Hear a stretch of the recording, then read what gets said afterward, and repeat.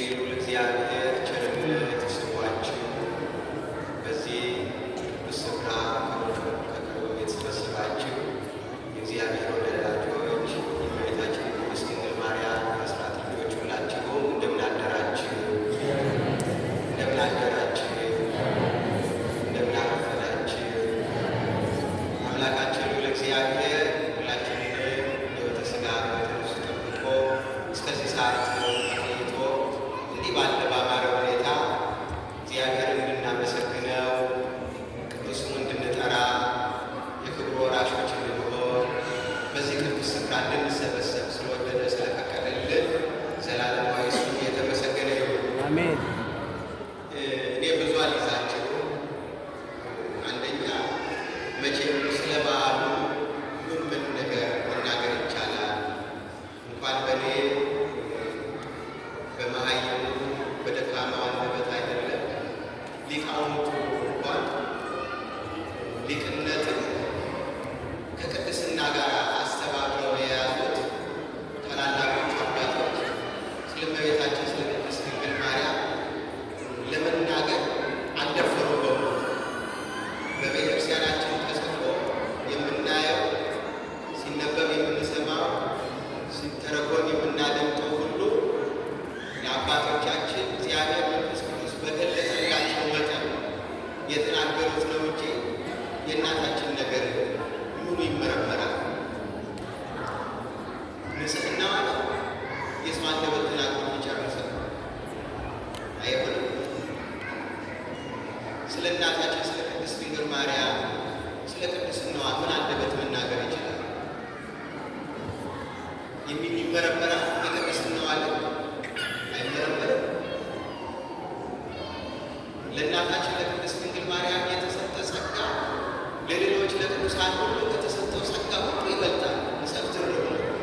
ስለ ጸጋዋ ነው የሰው አንደበት የሚናገር መናገር አይቻልም፣ አይመረመርም። ድንቅ ነው። ወዳጆቿ ቅዱሳን ሐዋርያት እንኳን ይህ ምስጢር ቢረቅባቸው ስብስብ አድርገው አጠገቧ ቢጠይቋት መልአኩ እንደተቆጣ በቅዳሴ ማርያም አንድምታ ትርጓሜው ላይ አባቶቻችን ሲናገሩ እንሰማለን። እናንተ አሎ ስለ እናታችን ላይ የሚናገሩ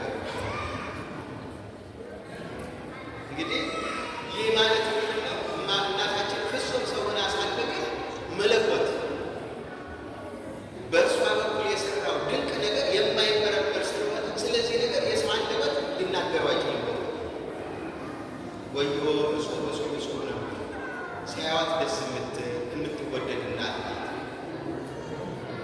አንድ አባት ምናምን እንደው ሰው አሳስቢልን እንኳ ባይሏት ባያምኑባት ባይቀበሏት እንኳ እንደው መልኳ ራሱ ያሳሳል።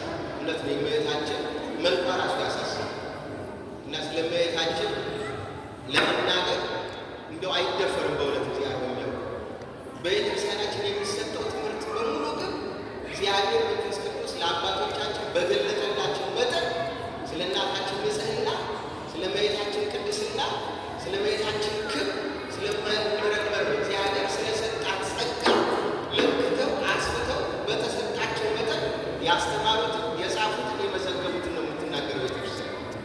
ያንን ራሱ ለመናገር በእውነት ይከብዳል። ወልዱ አይመረመርም። ዛሬ እኔ ከዚህ ከወጣሁ አይቀር ሶስት ነገር ተናግሬ በወርዱ ደስ ይለኛል። የመጀመሪያው አባቶቻችን የታመኑበት ልክ ወሰን የለውም። በተለይ ከዚህ ትውልድ ጋር እንደው ሲተያይ ይገርማል። ዛሬ እስከምን ድረስ ይሆን የምንታመነው?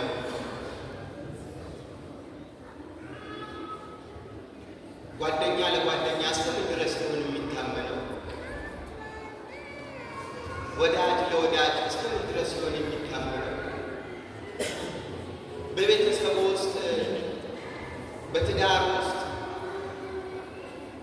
ባል ለሚስት ሚስት ለባል አንድ አካል ተብለው በተሰየሙበት ጓዳ ውስጥ አንዳቸው ለአንዳቸው እስከምን ድረስ ይሆን የሚታመኑት? እንደው እያሉ ብዙ መዘርዘር ይቻላል። አባቶቻችን ግን የታመኑበትን መንገድ ሲታይ በጣም የሚገርም ነው። ከዚያ ውስጥ አንዱ ዛሬ ዕለቱ እንኳ ባይሆንም በዚህ ሀገር ወደፊት አምጥተን የምናከብረው በዓል ለዚህ ማስተማሪያ አንደበታቸው የተናገረውን ነገር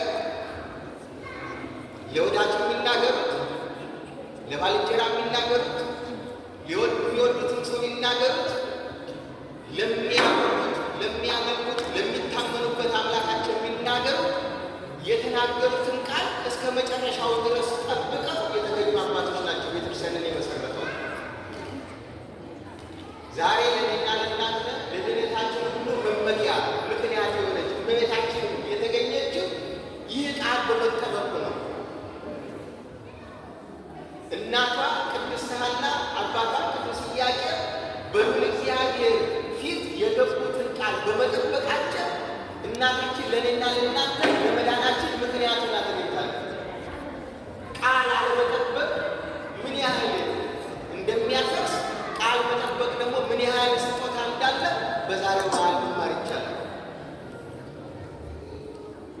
ዛሬ በዚህ ዓለም ላይ ሲኖሩ እንደ ማንኛውም ሰው ጊዜያቸው ስላልደረሰ እግዚአብሔር በእነሱ ምክንያት ሌሎች እንዲማሩ ወይም የእግዚአብሔር ቸርነቱ በእነሱ ላይ ጊዜው ሲደርስ እንዲገለጥና ሌሎች ያንን አይተው እንዲማሩ በቤተ ክርስቲያናችን ውስጥ በርካታ በዚህ ሕይወት ውስጥ ያለፉ እናቶችና አባቶች ታሪካቸው ተመዝግቧል። ከዚያ ውስጥ አንዱ የኔና የእናንተ የመመኪያችን ማዕዘን የሆኑ ራስ የሆኑ አባትና እናቷ ኢያቄምና ሐና ናቸው። መጻሕፍት እንደሚናገሩት የዋህነት ቢባል የዋህነት ያልቀረባቸው፣ ንጽሕና ቢባል ንጽሕናነት ያልጎደለባቸው፣ በዘመኑ የነበረው ሕግና ሥርዓት ጠብቀው ፈሪሃ እግዚአብሔር አድሮባቸው ለእግዚአብሔር ታዘው ራሳቸው ለእግዚአብሔር አስገዝተው ይኖሩ የነበሩ እናትና አባት ነበሩ የነበሩ። እግዚአብሔር ግን ዓለም ከዚያ ቤተሰብ እንዲማር የወደደው ነገር ስለፈለገ ጊዜያቸው ስላልደረሰ ምንም እንኳን በሰውኛ አንዳንድ ጊዜ በልጆች የታጀቡ አባትና እናትን ሲያዩ እንደ ባልና ሚስት ዘር ከነሱ ስላልተገኘ ቢሰማቸውና ቢያምናቸው ከእምነታቸው ግን አልተናወዙም። እግዚአብሔር አምላካቸው ጊዜው ሲደርስ እንደሚያደርግላቸው እንደሚሰጣቸው አምነው በንጽሕና በቅድስና ለቤተ እግዚአብሔር እየታዘዙ ምጽዋት እያወጡ ለድሆች እያዘኑ ከጎረቤቶቻቸው ጋር በፍቅርና በሰላም እንደሚኖሩ ነው መጻሕፍት የሚናገሩት። የቅድስት ሐና እና የቅዱስ ኢያቄም ታሪክ ይህን የሚናገረው ጊዜው ሲደርስ እንደሚሰጣቸው ያውቁ ነበር። እግዚአብሔርን ደግሞ በጸሎት ይጠይቁት ነበር። እግዚአብሔርን በጸሎት ስንጠይቀው ስለምንሻው ነገር እግዚአብሔር ይህን ስጠኝና ይህን እሰጥሃለሁ የሚሉት አምላክ አይደለም። የወደድን እንደሆነ እንሰጠዋለን። ወደን ፈቅደን ከልባችን የምንሰጠው ከሆነ ደስ ብሎት የሚቀበል አምላክ ነው። ባንሰጠው ሰጥቶን ባንሰጠውም እንኳን በንጽሕና ከጠየቅነው የልቡናችንን መሻት እግዚአብሔር እኛ በሚጠቅመን መንገድ ይፈጽማል። የእነዚህ አባትና እናቶች ልዩነት የተናገሩትን ቃል መጠበቃቸው ነው። እንግዲህ ልጅን ያለ ቁሳዊ ነው። ዛሬ ሰው ስለ ቁሳዊ ነገር ነው ቃሉን መጠበቅ ያቃተው። ቅድም በዘረዘሩ በጓደኛ መካከል፣ በቤተሰብ መካከል፣ በወዳጅ ቁስን በተመለከተ ወንድም ለወንድም የገባውን ቃል እህት ለወንድሟ የገባችውን ቃል ወይም ምዕመናን ለቤተ ክርስቲያን የገቡትን እንኳን ቃል በስርዓት ጠብቀው ለመፈጸም የተቸገሩበት ጊዜ ነው። ልጅን ያህል ነገር ቃል ገብቶ መስጠት የታላቅ ነገር ነው። ከሁሉ በላይ አይመረመርም። በተለይ ደግሞ አንድ ልጅ በጸሎት የተገኘ ብቸኛ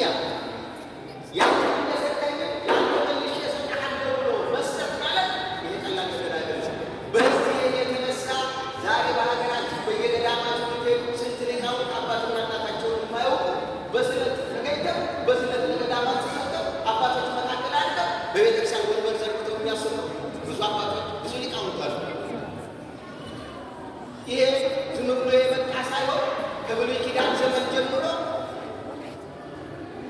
ቃላቸው እስከ መጨረሻው ድረስ ታምነው ለእግዚአብሔር የገለጡ አባቶች የሄዱበትን መንገድ ተከትለው ነው ዛሬ በሀገራቸው ይደረግ። ይህ እመቤታችን በቤተ መቅደስ ታምድ ነበር። ቃል ከአንደበት የሚወጣ ቃል ይገነባል፣ ያነሳል፣ እንደዚያው ደግሞ ያፈርሳል። አንድ ጊዜ ከዚህ የወጣ ቃል ወደ ጆሮ የገባ እንደሆነ ያን የተገባን ቃል መጠበቅ ለተናጋሪው ሰው ከዚያ የበለጠ ዋጋ የሚያሰጥ ይህን አንድ የሰማችሁ ነው። ስለምንድን ነው የተናገሩት? መጀመሪያ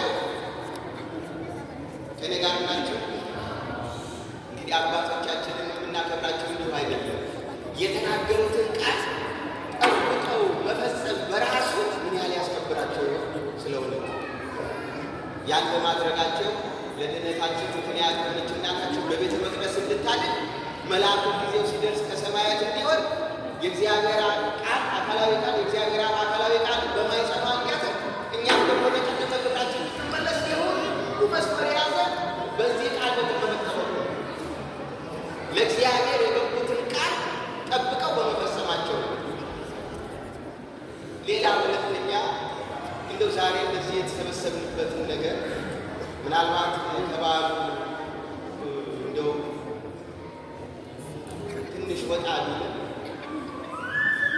ግብርና ተግባር ሲሉ እንደው ቤተክርስቲያን ብዙ ጊዜ እንሰማለን እና በእውነት እንደዚህ ተሰብስቦ እግዚአብሔር ማመስገን እንዴት ደስ የሚል ነገር ነው። ይሄ ስራ ይሆን ወይስ ተግባር ነው? ግብር ነው የሚባለው እያልኩ ለራሴ ሳስብ ነበር። አሁን እዛ ሰው የተፈጠረው እግዚአብሔር ለማመስገን ነው ነው አይደለም? እንደው ብዙ በዚያ ተመርኩዞ ብዙ ለመናገር ሳይሆን ስለ ስነ ፍጥረት የቤተክርስቲያናችን ሊቃውንት ሲናገሩ እግዚአብሔር የፈጠረውን ፍጥረት ሁሉ ዘርዝረው ሰውና መላእክትን ስሙን ለመቀደስ ክብሩን ለመውረስ የተቀረው ለአንክሮ ለተዘክሮ የተፈጠረው እንደው ለዓይን ማረፊያው ሳይቀር የሰው ስራው የመጀመሪያው ስራው ዛሬ ስራና ግብር ተቀላቅሎብናል። መቼም በዓሉ ቤታችን ስለሆነ በዚህ በጾመ ፍልሰታ ሊቃውንቱ የቅዱስ ኤፍሬምን ትርጓሜ ሲጀምሩ በመቅድሙ ላይ ስለ ቅዱስ ኤፍሬም ሁኔታ ሲናገሩ የሚናገሩት አንድ ቃል አለ። ዕለቱ ሰኞ ጊዜው ነግ ነው። የዕለት ተግባሩን አከናውኖ ከመካነ ግብሩ ተቀምጦ ሳለ እመቤታችን መጣች ይላል። ዝም ብላችሁ ስሙ። ዕለቱ ምንድን ነው? ሰኞ። ጊዜው ምንድን ነው? ነግ።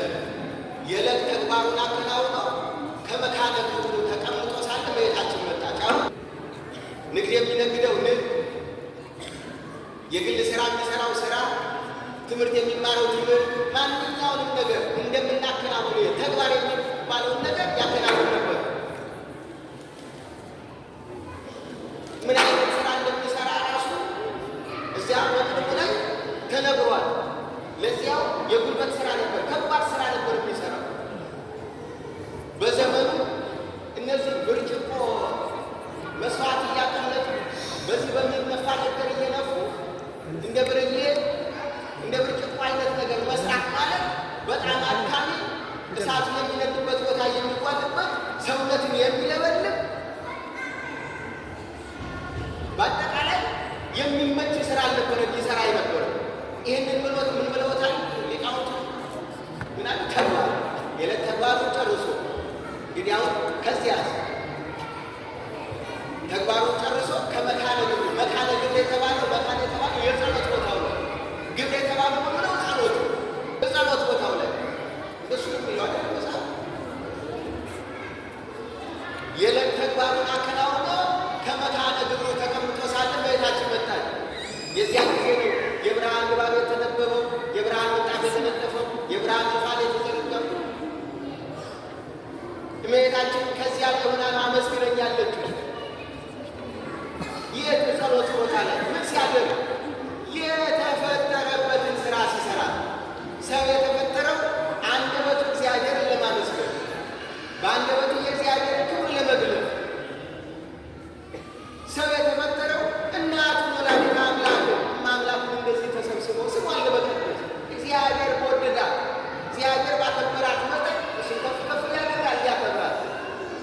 እኔና እናንተ የተፈጠሩ የተዋሕዶ ልጆች እግዚአብሔር የወደዳቸው የመረጣቸው ቅዱሳንን ባከበራቸው ልክ እንዲህ ባለ ሁኔታ ተሰብስበን ስማቸውን እንድንጠራ፣ እንድናከብራቸው፣ እንድንዘምርላቸው የሚገባቸውንም የጸጋ ስጦታ የጸጋ ስጠት እንድንሰግድላቸው። ተግባር የተባለ ይሄ ነው። መላ አካል ለእግዚአብሔር ቤተ መቅደሱ ስለሆነ በዚህ ቤተ መቅደሱ ውስጥ እግዚአብሔር የሚገለገልበት ስራ ሁሉ ተግባር ማነው የሚባል ግብር ይባላል። አሁን በገዳም አይታችሁ እንደሆነ የሚፈጭበትን የሚጋገርበትን ቦታ ምን ይሉታል? ተግባር ቤት ይባላል። የሚጋገረው ለነፍስ ነው ለስጋ? ዳቦው ለምንድን ነው የሚጋገረው? ለስጋ። ያ የደከመው ስጋ በተሰጠው ሰዓት ካልቀመሰ በስተቀር ለግልጋሎት ለተግባር ለግብሩ ስለማይቆም እንግዲህ ግብር ምን ያስፈልገዋል? ያችን ተግባር ቅምሻ ያስፈልገዋል። የሚከናወንበት ቤት ግን ብለውታል ተግባር ቤት ይባላል። አንዳንድ ጊዜ በአንዳንድ ቦታ ስትሄዱ የጥንት ታላላቅ ሰዎች ግብር አስገቡ። ግብር የሚገባው ላማረበት፣ ለተመቸው፣ ለመኳንንቱ አይደለም። የኔ እናቶች አባቶቻችን ግብር ያስገቡ የነበረው የሚቀምሰው ለሌለው፣ ጠያቂ ለሌለው፣ የሚጎበኝ ለሌለው፣ ለተራበው ወንጌል እንደሚለው የተራበውን አብላው፣ የተጠማውን አጠጣው፣ ለማያውቁት ሰው ጠያቂ የሌለው ያ ሁሉ ነው ተሰብስቦ ወደ ግብር ቤት እንዲገባ መልእክተኛ ይላክ የነበረው። ለዚህ ነው ያ የሚበላበትን ቤት ግብር ቤት ያሉት። የሚከናወነው እዛ ውስጥ የሚቀርበው ምግብ ሰማያዊ ሕይወትን የሚያስገኝ ከእግዚአብሔር ዋጋ የሚያስገኝ ስለሆነ የተወደዳቸው እግዚአብሔር ቤተሰቦች እውነት ነው። የምንኖርበት ሀገር በአንድም በሌላ በኩል ብዙ አይመችም የሚያስብለን ነገር አለ። ግን የፈለገ ቢሆን እነዚህን ሁለቱን ነገሮች መለየት ያስፈልጋል። ሰው እግዚአብሔር ስሙ የእግዚአብሔር ስም ሳይጠራ የእናቱ የቅድስት ድንግል ማርያምን ስም ሳይጠራ የወዳጆቹን የቅዱሳን መላእክትን ስም ሳይጠራ የአገልጋዮችን የቅዱሳን መላእክትን ስም ሳይጠራ ውሎ ማደር የለበትም። በሆነ እንዲህ ያለ ሕይወት ከግብሩ ተለይቶ ከተግባሩ ተለይቶ ከግብሩ ተለይቶ የተግባር ሰው ብቻ ነው የሚሆን። ያ ደግሞ ፍሬ አያፈራም። እና እንደዚህ መሰብሰብ በእውነት እግዚአብሔር ደስ የሚሰኝበት ነፍስን ደስ የምትሰኝበት የተፈጠርንበትንም ነገር የሚያመለክት ስለሆነ እንዲህ የሰበሰበን አምላካችን ክብር ምስጋና ይግባው። እንዳንረሳ ያስፈልጋል። የሰማችሁ ነው። እንዳንረሳ አደራ። ተግባር አከናወን ተገቢ ነው። ሰው መውጣት መውረድ አለበት፣ መድከም አለበት። በዚያም እግዚአብሔር ይደሰታል። እግዚአብሔር የሰዎች አምላክ አይደለም። የሚወጣ እንዲሆን የሚጠጋን ሰው ይወዳል። ሰው የመጣበትን ብቻ ትቶ ግን እንደው ለጊዜያዊ ነገር መሮጥ የለበትም እና ይሄ ሀሳቢ ቢሆን በዚሁ አጋጣሚ መልዕክት ለማስተላለፍ ነው። አባቶቻችን ቃላቸውን ጠብቀው እናታችንን በቤተ መቅደስ ያስገቡልን በእውነት አሁንም ደግሞ ደጋግመው ክብር ይገባቸዋል። እናታችን ባልተወለደችልን ስሟ ተናግረው የማይጠግቧት ቅድስናዋ ተናግረው የማይጨርሱት ወላዲተ አምላክ አሁን ዕለት ዕለት ከልጇ ከወዳጇ ዘንድ ታሳስብልን። እሱም ባለቤቱ ለእናታችን ለእናቱ አስራት በኩራት አድርጎ የሰጣትን ሀገር አይንሳብን። በእውነት ሀገራችን ቅድስት ሀገር ናት። ወደ ክብሯ እንድትመለስ እንዲጠብቅልን እኛም ደግሞ እሱ የሚለንን ሰምተን እንደ በመንገዱ እንድንሄድ እኛም በዛ